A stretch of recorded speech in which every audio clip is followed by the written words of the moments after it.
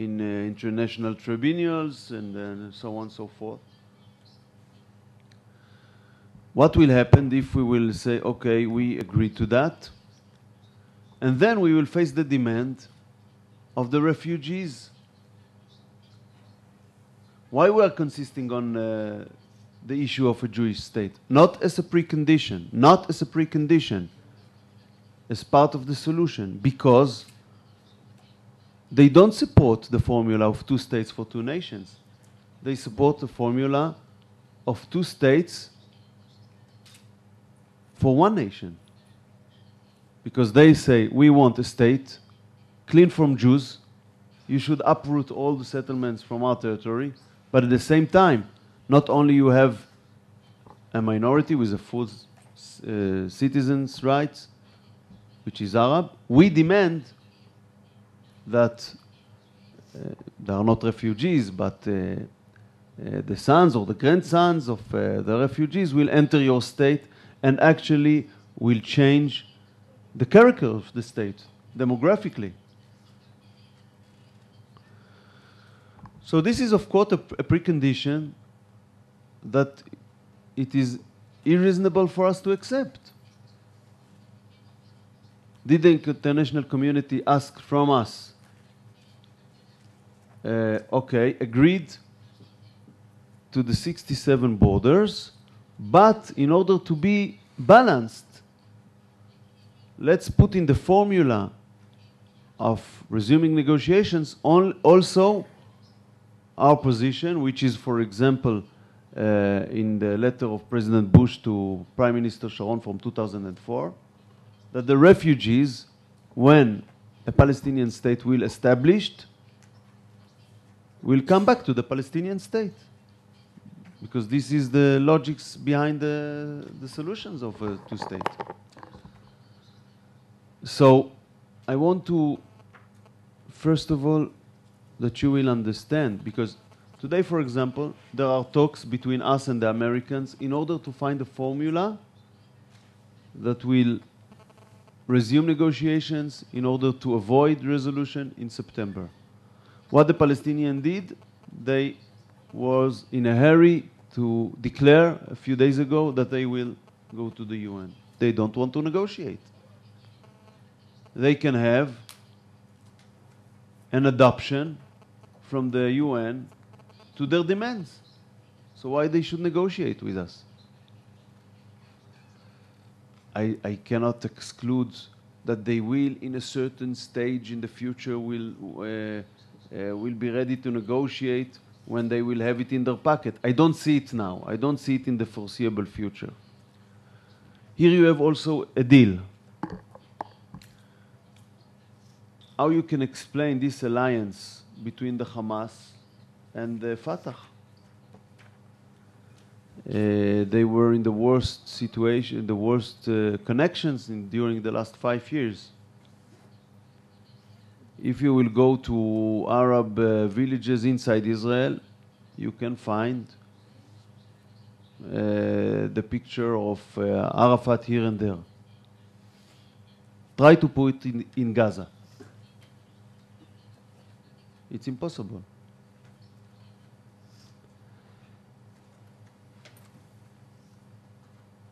But today, they faced problems. The Hamas depends on, of course, on Iran, but on Syria. Their headquarters is in Damascus, actually. And the regime today in Damascus, as you know, is shaking. So they needed to adopt their strategy, their internal strategy. At the same time, the PA, the Fatah, saw what's happening in the Arab world. They saw demonstration, they saw a demand to shift in the regimes, in the Arab regimes. They also try to defend themselves from the change. What is the easiest thing to do? I don't know, they say there is a word in sociology, I don't recall right now, but they bought the opposition inside.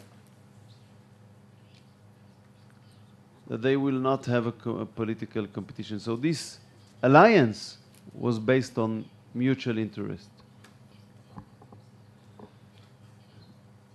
So for us, it's not that we didn't try, maybe we didn't, we could have done it better. But it is a legitimate criticism. Myself, I called for a political initiative in a certain point during the last term. But what should be the initiative right now? The problem is that the precondition that was adopted by the international community, in a way, put us in a very complicated situation.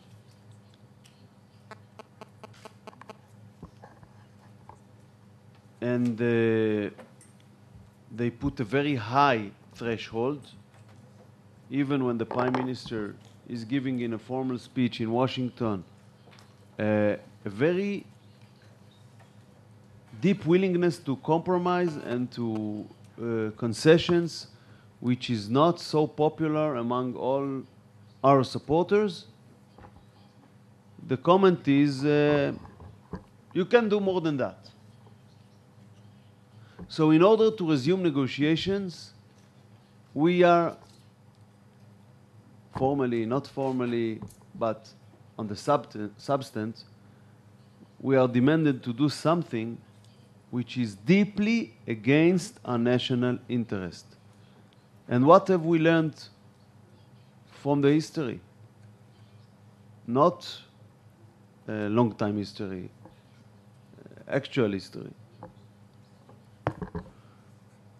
We withdrew unilaterally from Gaza Strip and north of the West Bank 5 years ago, a little bit more than 5 years ago. When negotiations were stuck, and it demonstrates that the problem is a consistent problem, because I remind you that from 1998, we didn't have an agreement with the Palestinians. The last agreement was the Y River Agreement, signed by Prime Minister Netanyahu in the United States with Arafat. Since then, not Barak, not Sharon, not Olmert, and not Netanyahu today was able to sign an agreement with the Palestinians. So we withdrew, we totally withdrew from the west, from the north of the West Bank and from Gaza Strip. We uprooted thousands of citizens from their homes. It's a significant part of the territories. Is it help, or does it help today, 5 years after, not 50 years after? Israel, when we face this, איך אומרים את זה, המשט הזה? This flotilla.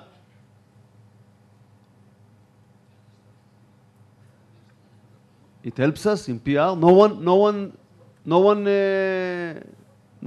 mentioned that. No one mentioned that fact. That we withdrew totally from there. We took all our soldiers and all our citizens. There is no Israeli presence there. But it became a missiles base against Israel. And one of the main missiles base in the Middle East. And in the place where Shai lives, from time to time, they still shoot missiles on our villages, on our cities, on our citizens. And I can give you a lot more examples. Because what was the Oslo Agreement?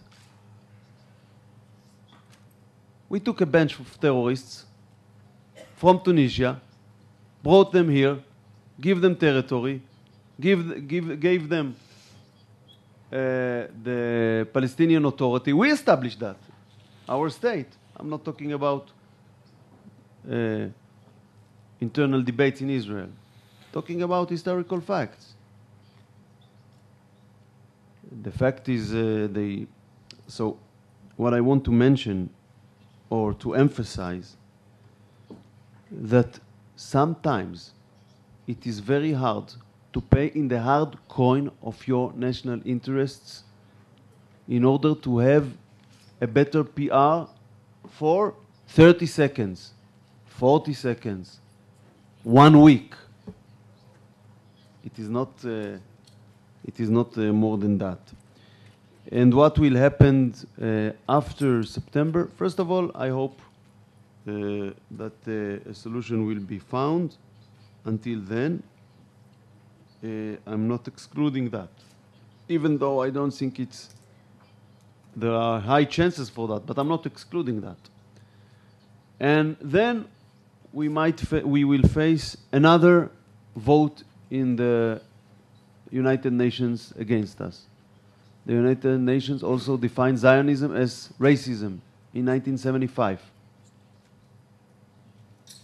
We have a lot of UN resolutions against us. There is also a resolution about a Palestinian state from 1988.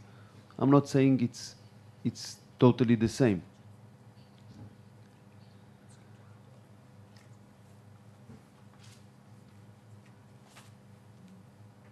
It won't be completed formally in the Security Council because we know it will be vetoed in the Security Council.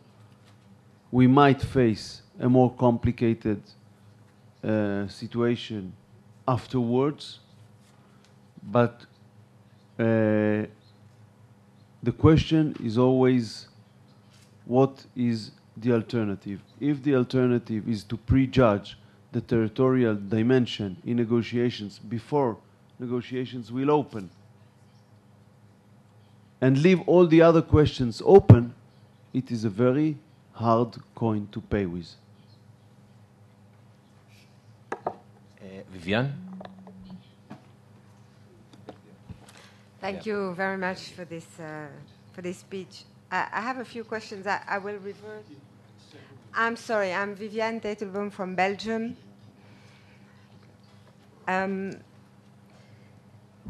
We are friends here, friends of Israel. We are Jewish parliamentarians, and we face a lot of aggressiveness in our different and respective parliaments. So we know the story, basically. What I want to say is that I'm not sure your speech will help me in giving new facts. Hasbara on the Palestinian side is very efficient, and it has a lot of interest and a lot of success in Europe. On our side, it's not as efficient.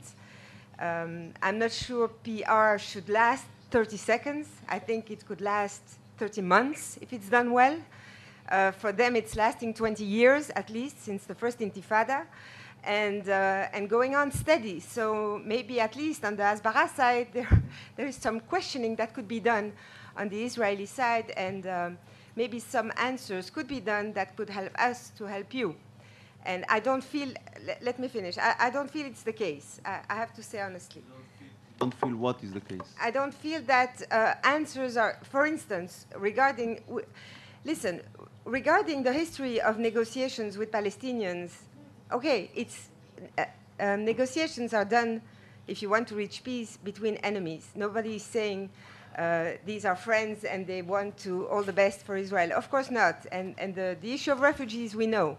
And the Hamas was not there when negotiations started. The Hamas is there now.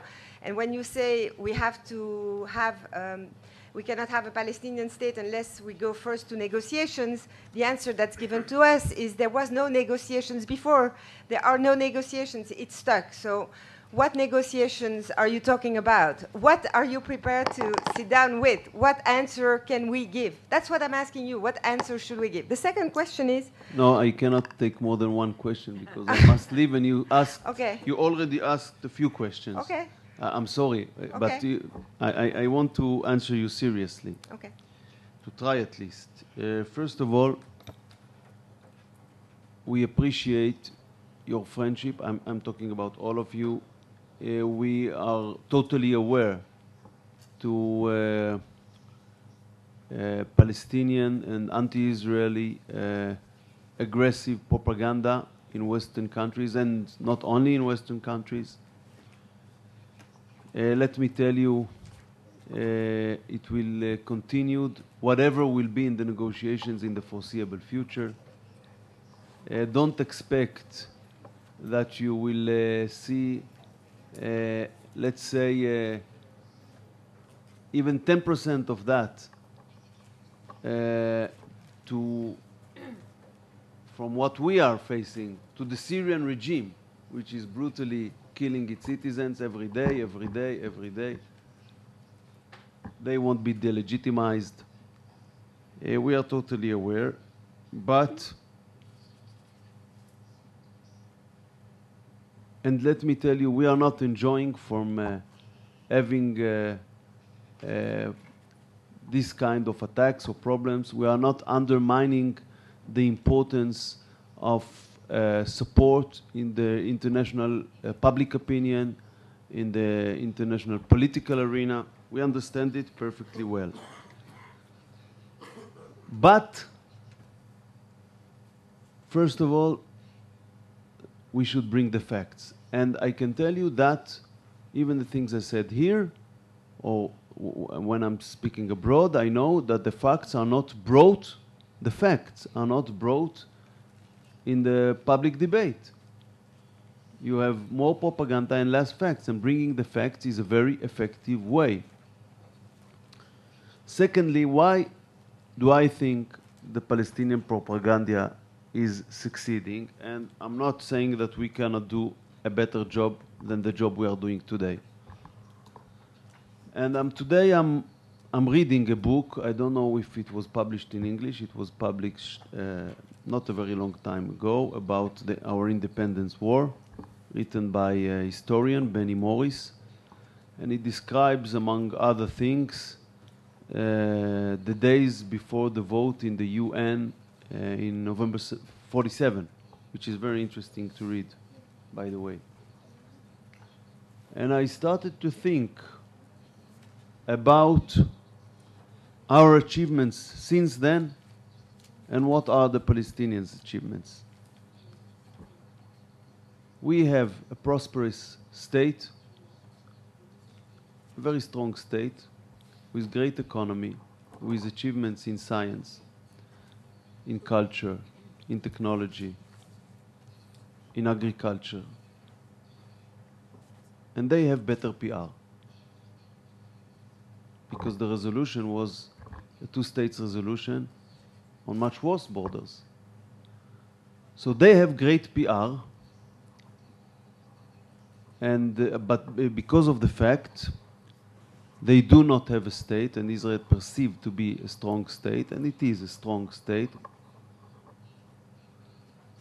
I don't want to think about a situation that we will be weak with better PR.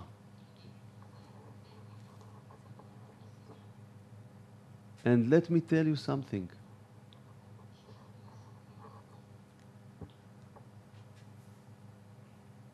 I don't know how you will take it, but I can recall the days of the suicide attacks on our cities in 2001, 2002. I was a cabinet secretary. We had much better PR.